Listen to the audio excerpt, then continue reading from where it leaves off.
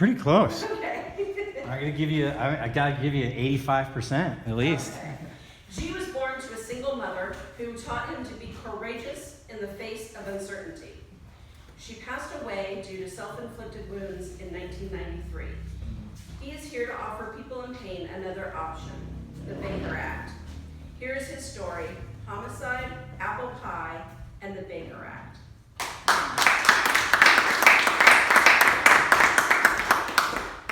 Alrighty.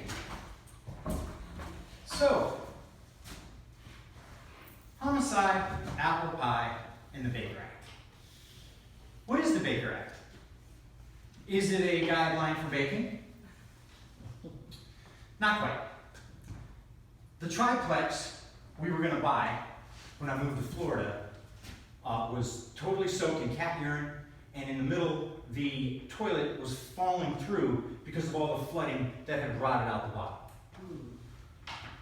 My public speaking job that I was doing publicly in one of the biggest warehouses in the entire world, warehouse clubs, I was utterly failing. My job was to be the pitchman that did these big echoing things through the club, announced people over for the free gift. I was rather shy, it was very stressful. It went something like this: Gee, attention, ladies and gentlemen, please head to the yellow balloons where we're gonna give away the free gifts. Now just imagine nobody showing up, over and over. I was making $100 a week. So things are kind of coming down, right? It's getting kind of stressed out. The job was coming at me daily. I was really just losing myself. Well, on the 35th day, when I woke up in my bed, and I was surrounded by 142 moving boxes in my 700 square foot apartment that my wife was in, I melted and I broke emotionally. It just did. It cracked.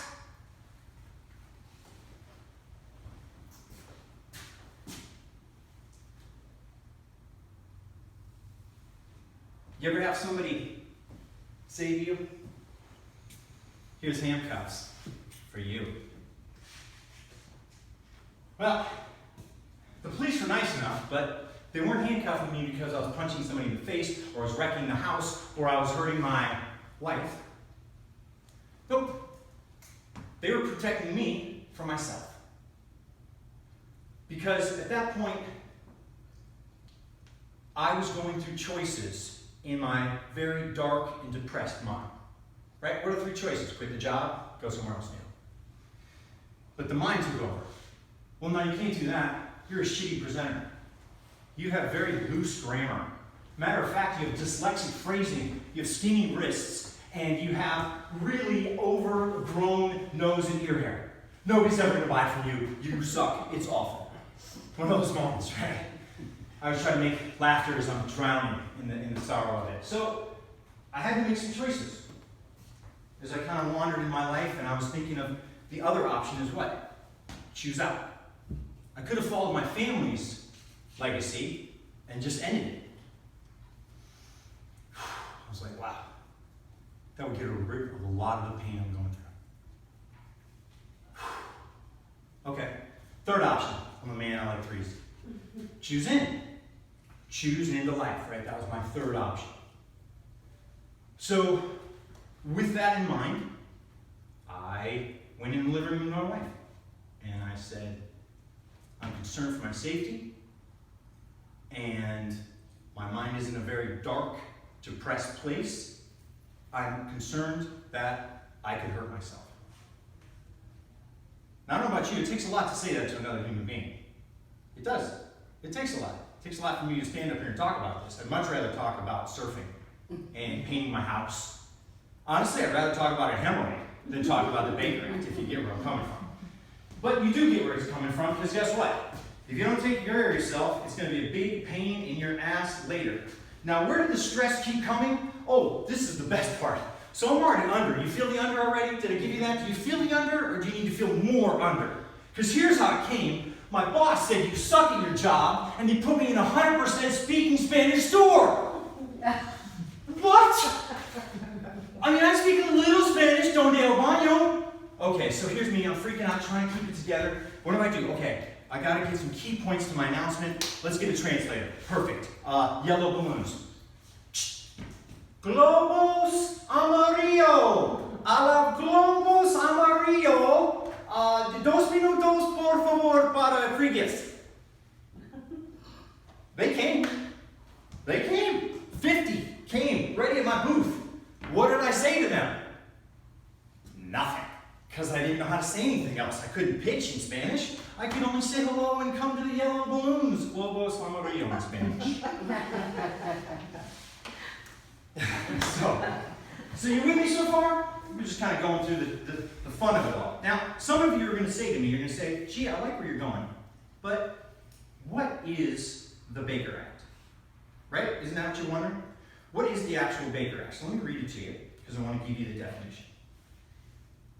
Again, it's not a baking reality show. It's not a sign-on on American Horror Story Season 2. Remember that mention. Official definition. The definition. The Baker Act is a Florida law that enables families and loved ones to provide emergency mental health services and, listen closely, temporary detention for people who are impaired because of their mental illness and are unable to discern the treatment they need on their own. Sounds pretty reasonable, doesn't it? Hell no. All of you are lying in my face right now. You know what you're worried about, same as I was. If I tell them they're going to put me in a rubber jacket, I'm going to go in the asylum like those crazy people are going to be doing electrodes on my face and all that crazy shit. I see it in your eyes. I know you're thinking. I thought the same damn thing. But I had no choice. I had to take some kind of action, didn't I? So, after I told my wife, they came and put handcuffs on me. That's what they do, even though it was voluntary, even though I'd asked for it. So in my own home, I was handcuffed on my couch, and I had to sit there, kindly as they did, and they kind of nicely shoved me in the back of the car, police car. Thank God no neighbors were around, but they were kind enough. And then the half a day I spent in the ER, in the cold room, you know, in sheets and with half my ass hanging out of the weird thing they give you so you're freezing, with 4 other recovery people in the same room. So, people want to know how's the food, all that. But that's not where it got good. Where it got good was when they transferred me in the ambulance to the proper behavioral mental center. This is where things change and got real good, folks. I can tell you what's like. So, you go in there, it's great, you meet some therapists, you do group, it's very helpful. It is very helpful. But you do get roommates because it's recovery, and everybody's recovering.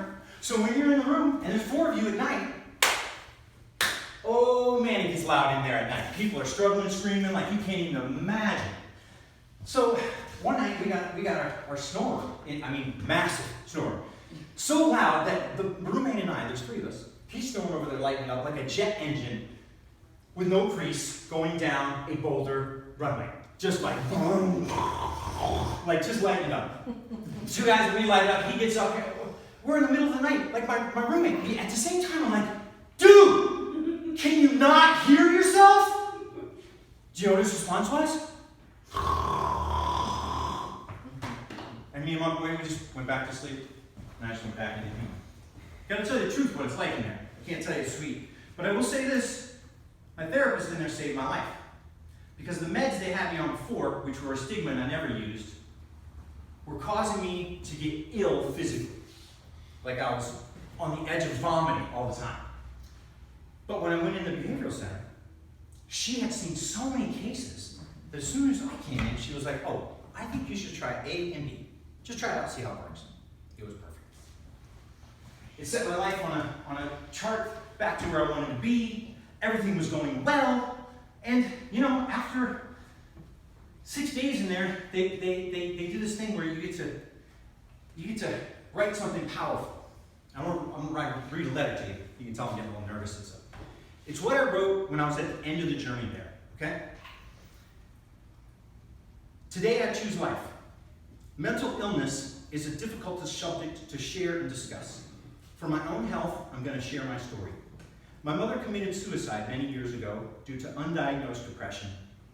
When I found her lifeless body in our kitchen, it was emotionally overwhelming. The image in my mind and sorrow in my heart were like no other tragedy I'd ever experienced. To this day, I am haunted by that experience of being the one to find her. And to this day, I've considered the same action. Just like a plumber teaches his son how to plumb, my mother taught me how to kill herself. Does that make sense? That's the strategy she taught. I'll continue. I was ashamed to talk about my own mental illness of being manic depressive and having heightened mood swings, including fits of rage and deep periods of depression. But how do you reach out for help? Where do you go? Who do you tell? This letter is for those who struggle with depression or negative self-talk. Today I am alive because I told someone. I am grateful for her concern. Hopefully, with proper professional help, you can elevate your life back up to a normal level as well. If you know, or someone you know is dealing with heavy depression, please seek help, because life is a gift. I know it's a little bit of a sappy letter, but...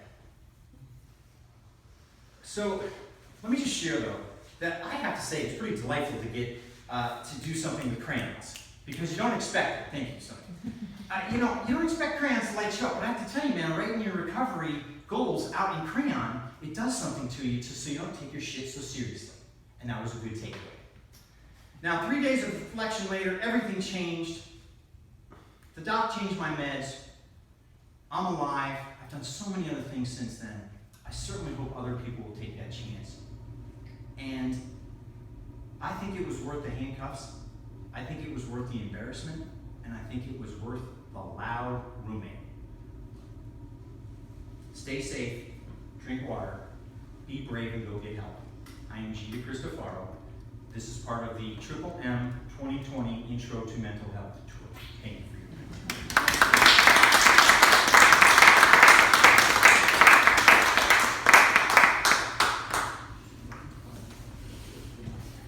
What a courageous story to tell.